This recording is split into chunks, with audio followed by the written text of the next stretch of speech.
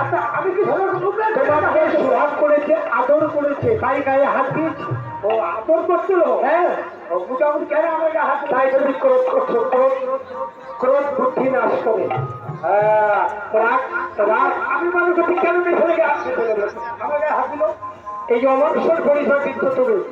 তাই মহাজন গান লিখেছে প্রয়াত শিল্পী গোষ্ঠগোপাল দাসের কণ্ঠে। এই গান আমরা শুনেছি যে মানুষ কুলে জন্ম নিলে মানুষ বলে কয় না তাই, হয় না তাই।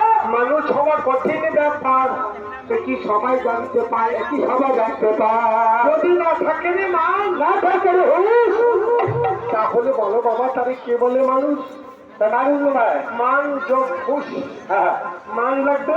হ্যাঁ, হুঁশ মানে জ্ঞান, বিবেক। হ্যাঁ, তারে বলে হুঁশ, তাই নাকি? তবেই তারে কয় মানুষ। মানুষ কারা ছিলেন? কারা ছিলেন? প্রভু রামচন্দ্র মানুষের ঘরে জন্ম নিয়েছে, ভগবান হলেন, তাই নাকি? কৃষ্ণচন্দ্র মানুষের ঘরে জন্ম নিলেন, ভগবান হলেন।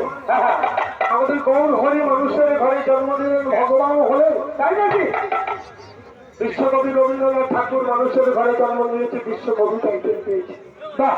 বিদ্রোহী নজরুল, বাঘাযতীন বিনয়, মদন দীনেশ, ক্ষুদিরাম, সূর্য সেন এবং নেতাজি সুভাষ, তাই কি? এদের মানুষের খাতায় নাম। তাই মানুষের খাতায় নাম লিখতে গেলে মানুষকে ভালোবাসতে হয় এই ভূমণ্ডলে। মানুষকে ভালোবাসতে হবে। মানুষেরই আকারি ভিন্ন সমাজে আছে